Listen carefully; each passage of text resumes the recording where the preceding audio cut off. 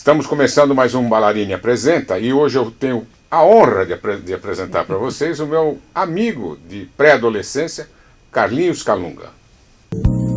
Tô com vontade de te dar um beijo, tô com vontade de te abraçar, tô com vontade de pegar você no colo, de fazer carinho, vontade de te amar.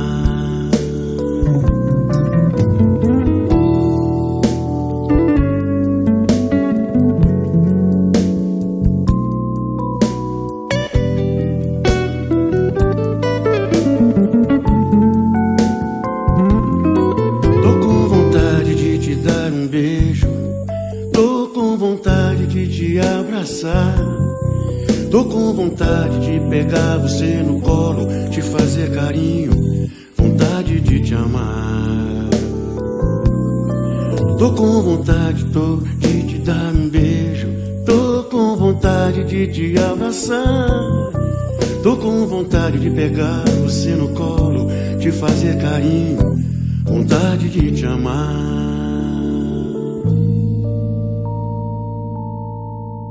Eu queria encontrar você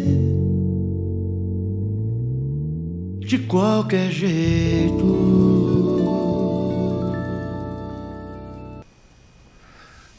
Gostou da apresentação inicial? Eu também gostei. Nós nos conhecemos há muitos anos, né? Desde os 13, por aí. Anos. E a carreira dele paralela à minha, porque nós trabalhamos nesse negócio por estarmos... Por nos conhecermos, né? Trabalhamos desde o comecinho. No começo eram os bailes, né? Sim. Quais foram os conjuntos de baile que você montou, sempre liderando, né? Começou com uma banda incipiente, né? Que era uma banda, a gente mal sabia tocar, né? Chamava Eu e Eles. O nome era Eu e Eles porque qualquer um que dissesse o nome, ele era o eu, né? Uhum. Então o baterista falava, não, a banda chama Eu e Eles, então era sempre o eu estava na frente. Só fazer uma pequena observação. Hermeto Pascoal esteve na minha casa naquela época, viu esse cartaz do Eu e Eles, adorou e fez uma música chamada Eu e Eles. Você sabia disso? Não sabia então, disso. Pode pesquisar aí, e se o nosso editor quiser também, incluir aí, mostrar. Mas foi em função do... Ele adorou o nome. Caramba, que naquele, barato. Em 1970, Olha, bolinha, né? que coisa boa de ouvir, cara. É. Nossa, não sabia disso não. E daí, depois do Eu e Eles, veio Demos. Isso, Demos, aí já era com o Tiepo, né, que cantava muito bem e tal. E todos esses nossos amigos aí, o Bira, Formiga e vários outros, né, que são daqui do ABC. E aí foi, cara, foi até chegar no Equipe 4, que era uma super banda daqui de baile, né? Eram três grandes bandas, eram os Botões, Equipe 4 e Porão 99, né? Eram as três grandes bandas. E eu passei a fazer parte do Equipe 4 e fiquei, não me lembro por quanto tempo, mas pelo menos uns 2 anos eu acho que eu fiquei no Equipe 4. Você lembra quantos bailes a Equipe 4 fazia por mês, mais ou menos? Era muita coisa, né? Sexta, sábado e domingo, às vezes quinta, sexta, sábado e domingo, né? Porque naquela época tinha as domingueiras, que eram famosas, né? Do Clube de Campo. Clube de Campo, o Padre... Aramaçã, o Padre do Vila Vitória. Vila Vitória, exatamente. Essas coisas. E a gente pegava, o Equipe 4 pegava também uma parte de Mauá, Ribeirão, e tinha vários. As domingueiras eram essas três bandas. Paranapiacaba. Santos também. Muitos Santos. Essas três bandas não ficavam sem trabalho, né? Sem trabalho. Eram bandas covers, né? Sim, cover. Tudo cover. A gente tocava tudo, né? Igual. Mas tinha uma característica, por exemplo, o Porão 99 tinha o Oséias, que era um cara que ele tinha uma voz super aguda, um sopranino, né? Sei lá. E ele cantava muito Led Zeppelin, né? Então a banda deles, o Porão, ficou caracterizado pelo Led Zeppelin, que eles faziam exatamente igual, né? Com aquela voz do Led Zeppelin, que é super aguda.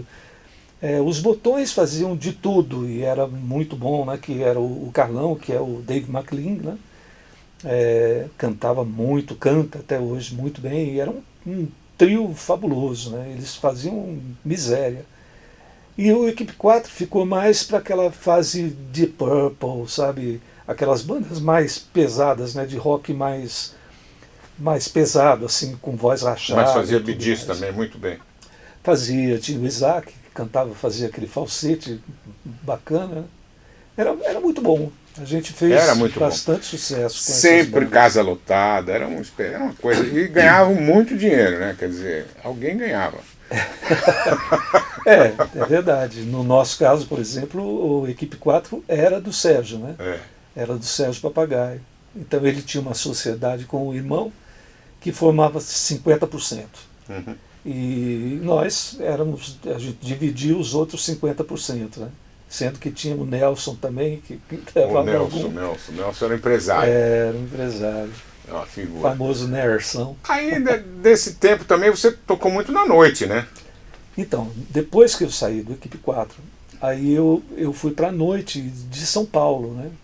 E ali conheci, nossa, muita gente. Catedral do Samba, né? Eu me lembro de você tocando na Catedral do Samba, Djavan na porta. Isso. Querendo entrar. Exatamente.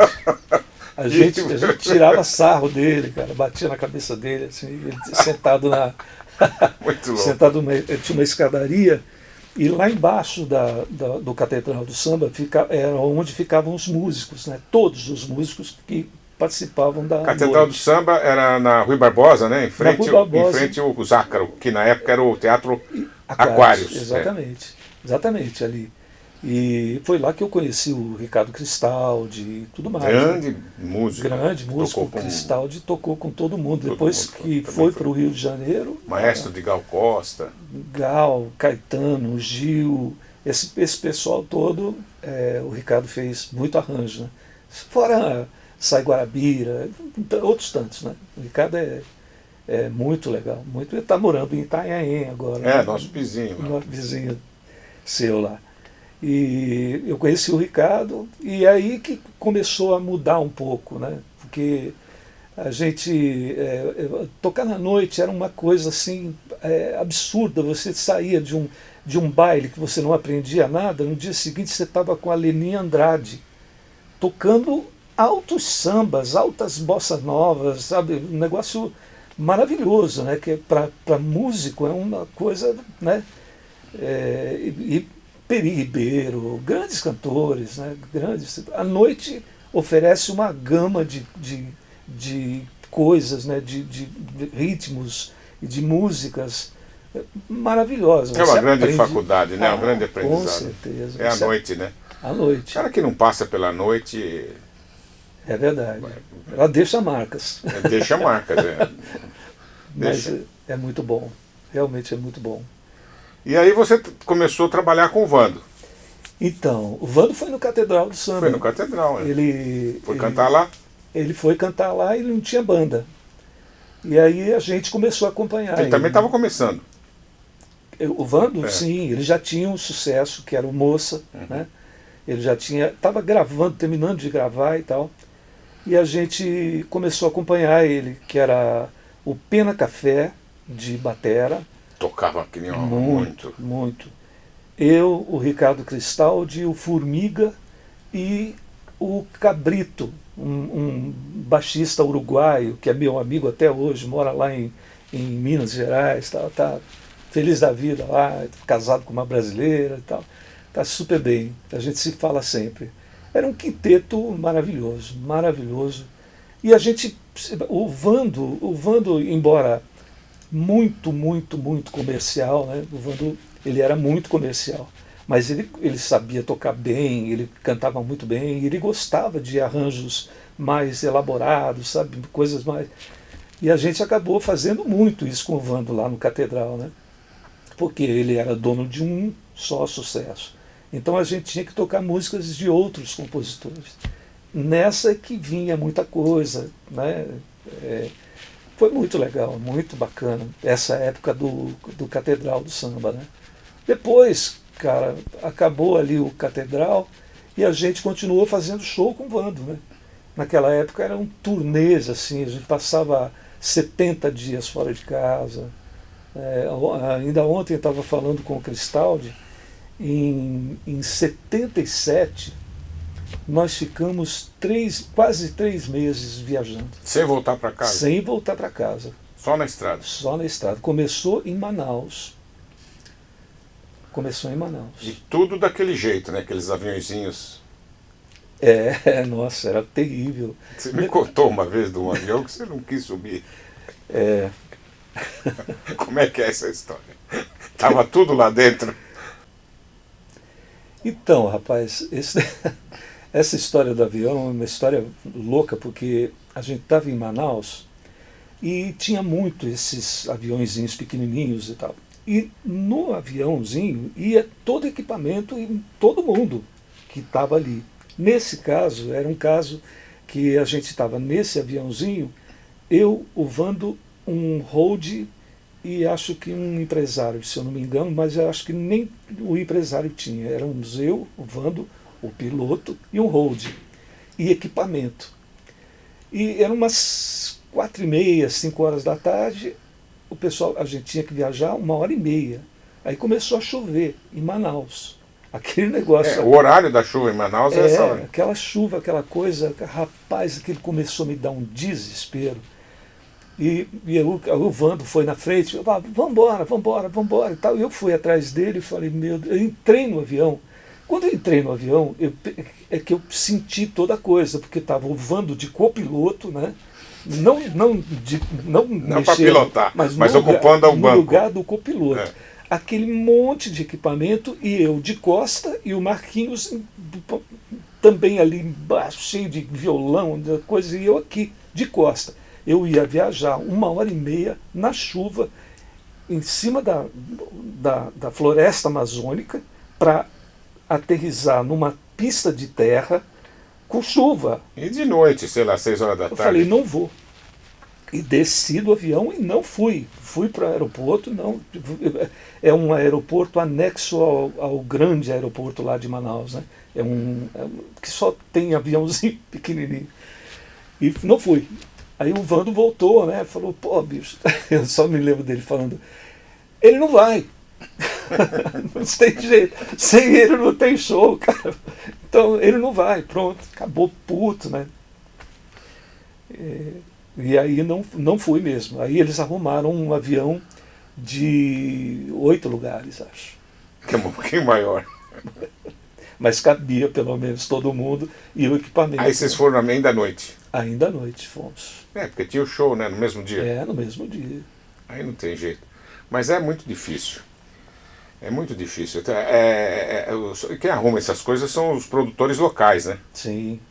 E você chega lá, às vezes tem que viajar dias de barco. Viajei muito de voadeira, aquelas coisas todas. É complicado. É muito sofrido. Além de você estar fora de casa, tudo mais. Enfim. Estão me falando aqui que arrumaram, acho que a música do Hermeto, Eu e Eles. Vamos ouvir um trechinho e a gente volta depois do intervalo.